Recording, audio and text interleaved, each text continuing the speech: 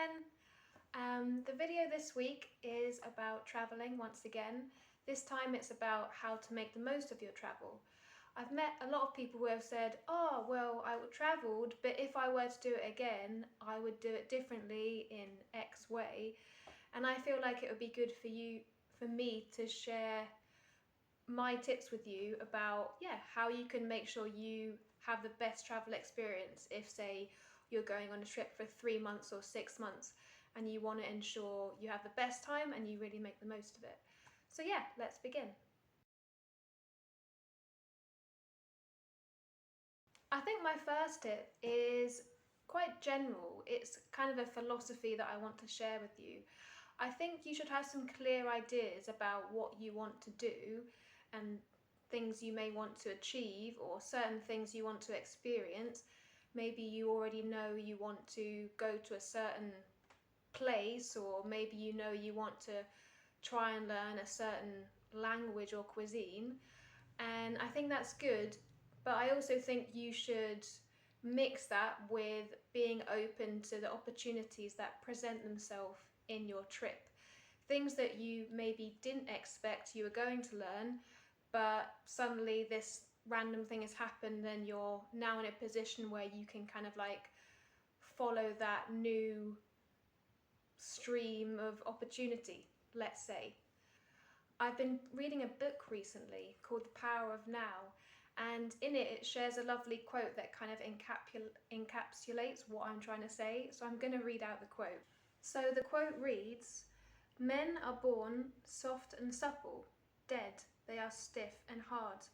Plants are born tender and pliant, dead they are brittle and dry. Thus, whoever is stiff and inflexible is a disciple of death. Whoever is soft and yielding is a disciple of life. The hard and stiff will be broken, the soft and supple will prevail." This is written by a Chinese philosopher. I'm not going to say the name because I don't know how to pronounce it properly. But I just thought it was a really beautiful message, and I think it speaks about going with the ebbs and flows of life, and I really think that applies to travelling. Be a bit hard and stiff, maybe at the beginning in terms of planning the first place you're going to arrive and thinking about a couple of countries you want to visit, but also be flexible in what happens during your trip and be open to the opportunities that are presented to you. I think that's important because when you travel, you've got an opportunity to be spontaneous, and that doesn't always happen in people's day-to-day lives. Often we're very busy, maybe we're studying, maybe we're working, maybe we can't spontaneously go to a random island for a week or whatever, or we can't spontaneously sit with a family and like eat dinner with them. But traveling, you've kind of given your space to be able to do that. And I just think really take advantage of that free time, because in those experiences you're gonna just have these like lovely moments, and you're hopefully gonna gain a lot of wisdom that maybe you didn't even realize was there to be gained. My second tip for making the most of your trip is to consider volunteering in some capacity. Employers will say it's going to be great for your CV, so do it. If you think that's a really big motivator for you, then you should do it for that reason. But I think personally, the cool thing about volunteering is you get to connect more with the local community. For example, you could volunteer at a hostel, and maybe the hostel owners are from that particular country and they can teach you about their country. You could volunteer on a farm. For example, I know there's lots of work in like coffee farming or other kind of plants, and that way you can interact with local workers. I think there's lots of kind of work within conservation projects. So if you're in quite rural areas, often people are looking to kind of protect certain natural bits of beauty, so you could help in some respect there. And those experiences are really valuable, and one of the nice things about them is during your travel, at some point you're actually going to want a bit of routine. That might sound crazy because you're probably thinking, oh, I just want to have no kind of routine or anything for the next 6 months, but you will get to a point where you actually want that, and volunteering enables you to like have a day where you're like, okay, I need to be available between 9 a.m. and 3 p.m. and that happens 5 days a week or whatever. Now I should mention two of the best ways that you can find volunteering. I actually used these when I went travelling. And yeah, they enabled me. Well, what I did is I ended up volunteering in a hostel, and I really liked it because it meant that I could interact with the people from that country. Luckily, a lot of the volunteers were from Mexico, and it was a Mexican hostel. Um, the owner was Mexican. Yeah, like, and these people ended up becoming my good friends, and we had really like cool experiences that I wasn't really expecting to have. I think it really like changed me as a person because I don't know, I just felt like I appreciated lots of the ways that Mexican people lived their lives. They were more happy, they were more spontaneous, and yeah, it. I don't really know what came over me. I just got a bit emotional. But I think it's for more personal reasons.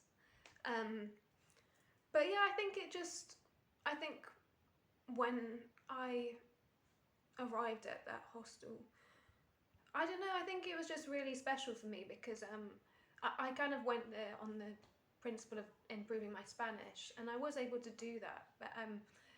But I think it just taught me a lot more than I was really expecting. It taught me a lot about um, the Mexican way of life, um, interacting with other people. I think in hostels they're quite social environments, so it just gave me a lot of confidence when it came to like speaking to others, and yeah, I think it just speaks a lot about the fact that it's important to go into things without 100% understanding them, because you're never really going to know what you're going to get out of something. For example, when I went to that hostel, my idea was kind of, I just wanted to learn Spanish. But actually, I ended up learning so much more about kind of respect, community, um, yeah, just like human kindness, and those things I wasn't even really prepared to learn. But because I had kind of put myself out there and decided to do that thing, it just gave me so much that I needed, and I didn't even know I needed. And I think it also tells me a lot about, like humans, we grew up with a certain set of values that are kind of put onto us by our environment. Like I grew up in the UK, so like I grew up thinking about the world in a certain way. And I didn't even know that people lived in different ways to how people live in my country. Um, However, when I got to go to different places, I realized that, like people just have a completely different perception to life. Some people are more, live in the present more, I think, than we do in the UK. Some people care less about work than we do in the UK. Some people are less open-minded than we are in the UK. But I think it really helped me to see that there are so many different ways we can choose to live our lives, and it doesn't need to necessarily be the way that our country has kind of like suggested is the best way for us to learn it. And it just kind of opened my mind a lot, and I think I'm really grateful for that because yeah, I mean, it just showed me that there's more out there, and I think it just made me a more well-rounded person and showed me that, like I can kind of tailor my life to be the way that I want it to be. It doesn't need to follow a certain system which I've just been born into. Yeah, now I can kind of cherry pick the way I want to live my life based on the examples that I've seen from different cultures. For example, I think I really like the open-mindedness in the UK and the fact that we're so accepting and the fact that we're very creative. But I also love, for example, the fact that in Mexico that people are more spontaneous, and they're usually more positive and they don't worry so much. So And yeah, I think in Vietnam, I really appreciate that people were just like so generous, and they just didn't need to be with their time. So I just think I want to build myself into a person that, you know, like I think combines all of those different values. And traveling permitted me to see all of those examples, and then gave me the opportunity to be in a position where I can kind of like mold my life and who I am into something that I'm proud of. But yeah, I mean, after that episode, let's continue. But yeah, I think the hostel really worked for me. But the good thing with the platforms that I'm going to suggest to you is that, you know, they've got a lot of different ways that you can volunteer. These two platforms are both online. One of them is called Worldpackers, and one of them is called Workaway. And Worldpackers, I think you have to pay a subscription about £40 a year. Workaway, I believe, is free.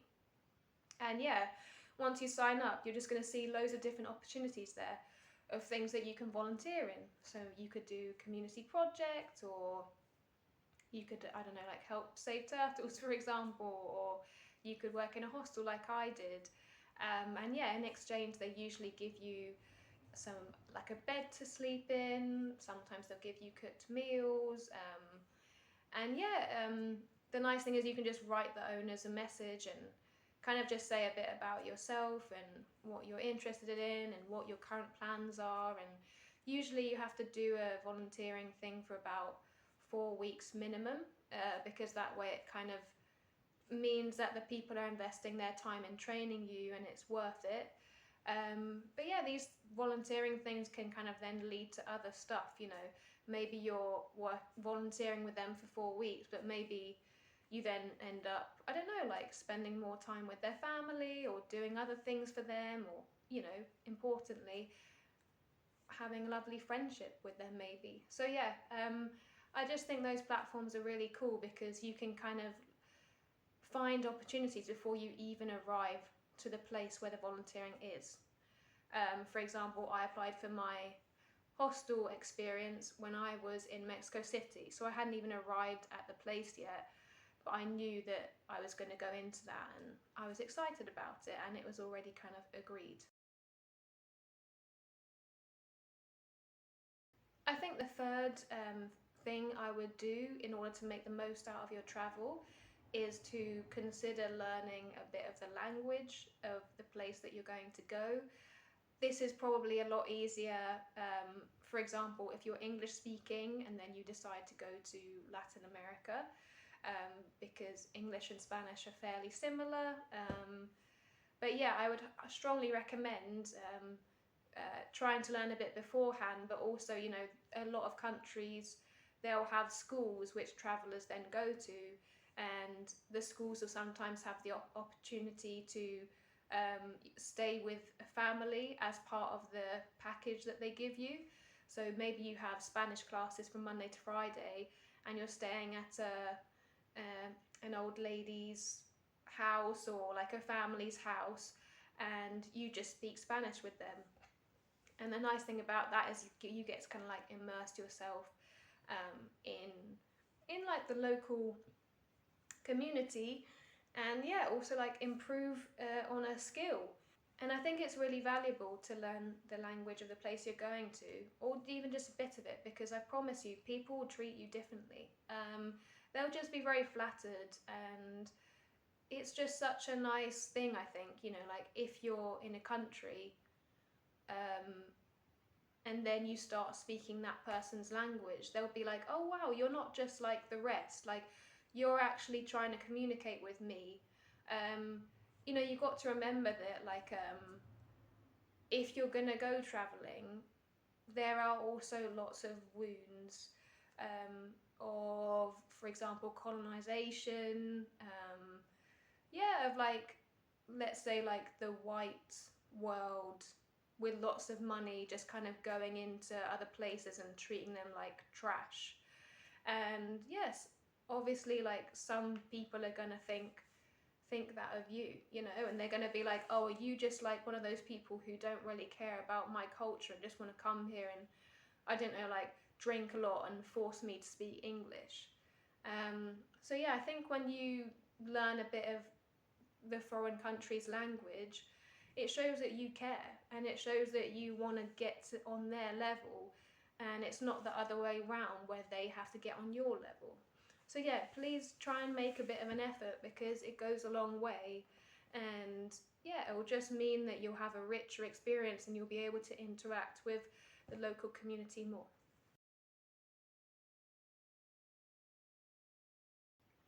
Another way that I would make the most out of my first travel would be to, sorry, I've got my notes here, to do the tours that are offered by your hostel. Um, I'm sure that many hostels will offer kind of cultural tours. For example, I did some which related to cooking. So when I was in Vietnam, when I was in India, and when I was in Mexico, I learned how to make tacos in Mexico. I learned how to make some like Indian main dishes in India. In Vietnam, I learned how to make some like prawn spring rolls. And they're just really sweet experiences, because you can learn a lot about a country through its cuisine. And yeah, you just feel more connected to that place. There's also, for example, like lots of, in Guatemala, there were opportunities to go to like weaving classes, because a lot of the local community weaved these fantastic rugs and fabrics or clothes, and then would sell them. So they would teach you their specific kind of weaving techniques. And the nice thing about these tours is that you're investing in the local economy. A lot of these economies, or a lot of these places, tourism is quite an important part of yeah, the way that the local people can um, earn an income. So if you can kind of find ways to help them and invest in them, it means a lot. So yeah.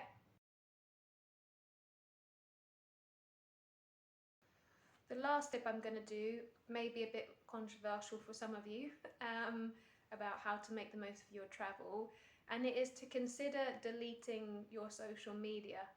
Um, I think deleting social media helped me to be a lot more present, and it stopped me thinking about what some person in my high school was doing and instead made me focus on having new experiences with people that were in the places I was at, Social media can kind of like take us away from experiences, and that's not really what you want when you're traveling, because you want to just be immersing yourself in something new.